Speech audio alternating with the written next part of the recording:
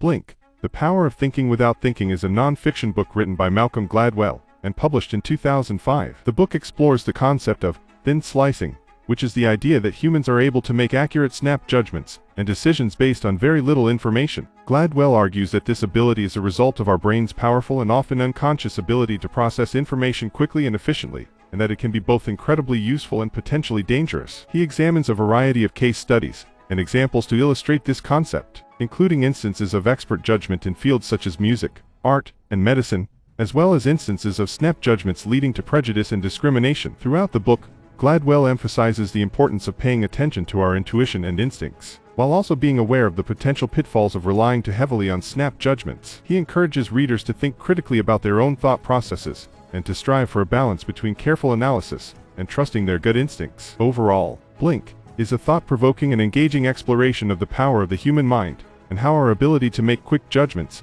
can both help and hinder us in a variety of contexts. Chapter summaries. Chapter 1. In Chapter 1 of Blink, Gladwell introduces the concept of thin slicing, which is the idea that we are able to make accurate snap judgments and decisions based on very little information. He begins by telling the story of an art expert who was asked to evaluate a supposedly ancient Greek sculpture called a chorus. Despite the fact that the sculpture was believed to be genuine, something about it didn't seem right to the expert, and after analyzing it for only a few seconds, he determined that it was a fake. Gladwell goes on to explain that this kind of rapid decision-making is not unusual, and that our brains are capable of processing information and making judgments quickly and efficiently. He suggests that this ability is often based on unconscious mental processes, and that it can be incredibly powerful and useful in a variety of contexts. However, Gladwell also acknowledges that snap judgments can be flawed or biased, and that they can lead to mistakes and misunderstandings. He uses the example of a police officer who mistakenly shot an unarmed man, due in part to his unconscious biases and preconceptions. Overall,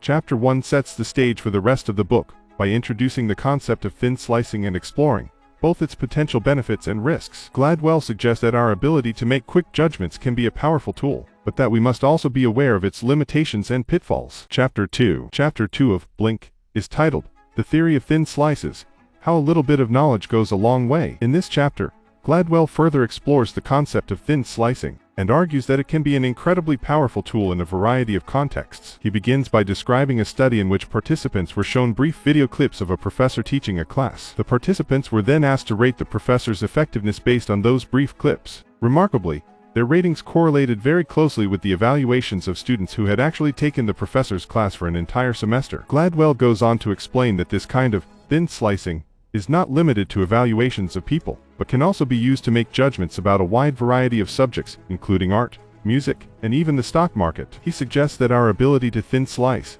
is based on a combination of our brain's incredible processing power and our own life experience and expertise. However, Gladwell also acknowledges that thin slicing can be flawed, particularly when it is based on unconscious biases or stereotypes. He uses the example of a study in which participants were shown photographs of faces and asked to rate the trustworthiness of each person. The ratings correlated strongly with the participants' own racial and ethnic biases, suggesting that their judgments were based more on stereotypes than on any real information. Overall, Chapter 2 provides further evidence for the power of thin slicing, while also cautioning readers to be aware of its potential pitfalls. Gladwell suggests that we can improve our ability to make accurate judgments by being mindful of our own biases, and by seeking out diverse sources of information. Chapter 3. Chapter 3 of Blink is titled, The Locked Door, The Secret Life of Snap Decisions. In this chapter, Gladwell explores the idea that our unconscious mind is capable of processing vast amounts of information in a very short period of time, and that this can lead to accurate snap judgments and decisions. He begins by describing a study in which participants were asked to rate the effectiveness of a hospital's emergency room based on very brief interactions with the staff.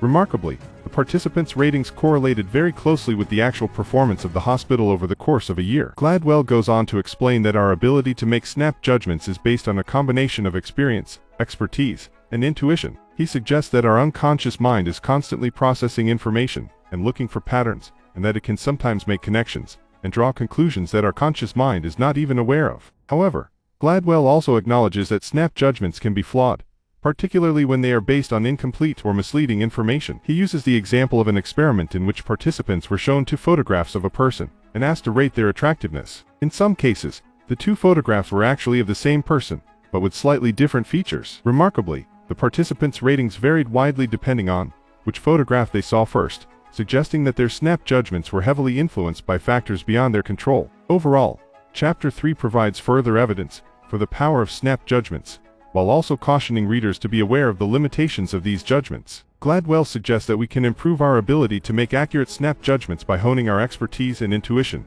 and by being mindful of the potential pitfalls of relying too heavily on incomplete or misleading information. Chapter 4 of Blink is titled Paul Van Riper's Big Victory, Creating Structure for Spontaneity. In this chapter, Gladwell tells the story of a military exercise called Millennium Challenge 2002, which was designed to test the effectiveness of new military tactics and technologies. Gladwell explains that the exercise was based on a scripted scenario in which the U.S. military would face off against a fictional enemy in a simulated war. However, during the exercise, a retired Marine general named Paul Van Riper took on the role of the enemy commander and began to use unconventional tactics and strategies that were not part of the script. Remarkably, Van Riper's tactics proved incredibly effective, and he was able to sink much of the U.S. fleet using nothing but small boats and kamikaze attacks. Gladwell argues that Van Riper's success was due in large part to his ability to make quick, intuitive decisions based on the rapidly changing circumstances of the battle. Gladwell goes on to suggest that Van Riper's success provides a powerful example of how structure and spontaneity can work together in complex,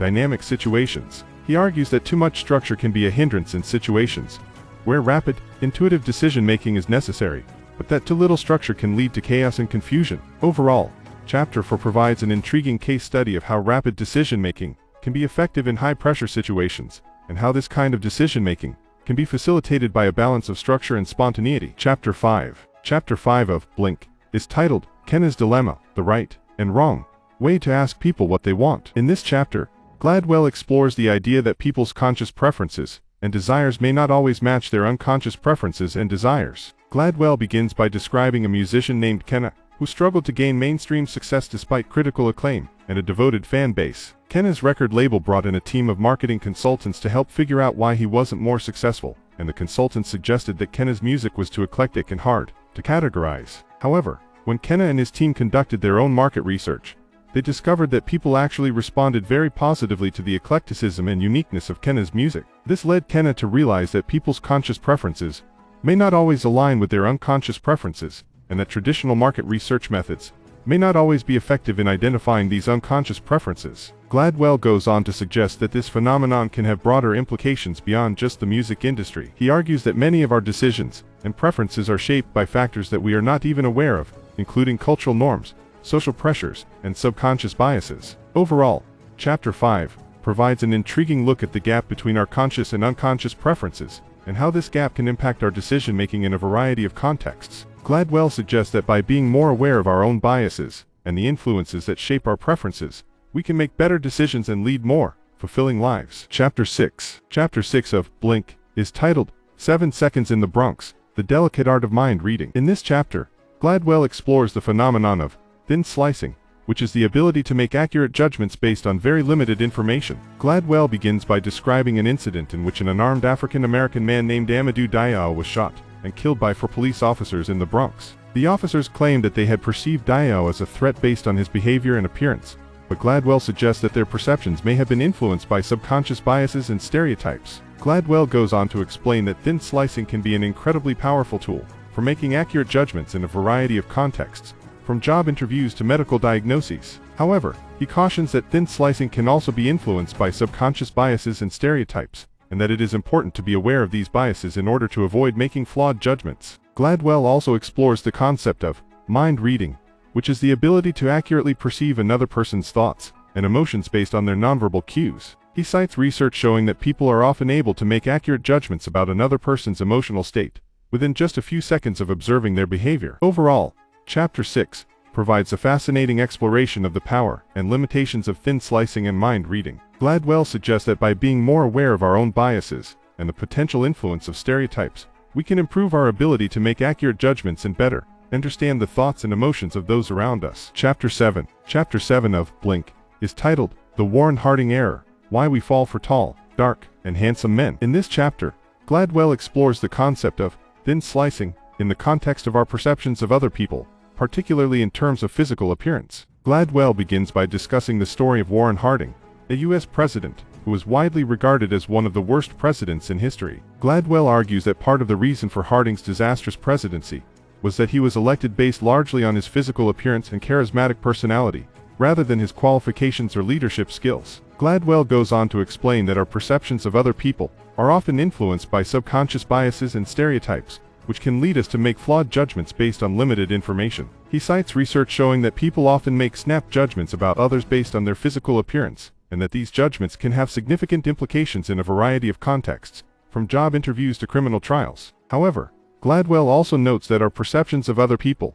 are not entirely determined by our biases and stereotypes. He cites examples of people who have been able to overcome negative stereotypes and succeed based on their own merit and abilities. Overall, Chapter 7 provides a thought-provoking exploration of the ways in which our perceptions of other people can be influenced by subconscious biases and stereotypes, and how these biases can lead us to make flawed judgments. Gladwell suggests that by being more aware of our own biases and taking the time to gather more information before making judgments, we can improve our ability to make accurate and fair assessments of others. Chapter 8. Chapter 8 of Blink is titled, Listening with Your Eyes, The Lessons of Blink. In this chapter, Gladwell provides a summary of the main ideas and themes that he has explored throughout the book, and offers some final thoughts on the power of rapid cognition. Gladwell begins by emphasizing the importance of listening with your eyes, which means paying attention to the nonverbal cues that people give off in order to better understand their thoughts and emotions. He suggests that by honing our ability to read these cues, we can improve our ability to make accurate judgments and better connect with those around us. Gladwell goes on to reiterate the importance of thin slicing, and emphasizes that rapid cognition can often be more effective than deliberate analysis in certain contexts. He cites examples of people who have been able to make accurate judgments in high-pressure situations by relying on their intuition and rapid cognition. However, Gladwell also cautions that rapid cognition can be influenced by biases and stereotypes, and that it is important to be aware of these biases in order to avoid making flawed judgments. He suggests that by taking the time to gather more information and challenge our own assumptions, we can improve our ability to make accurate and fair assessments of others. Overall, Chapter 8 provides a fitting conclusion to the book, summarizing the key ideas and themes that Gladwell has explored throughout. The chapter underscores the power and potential of rapid cognition, while also emphasizing the importance of being aware of our own biases and taking the time to gather more information before making judgments.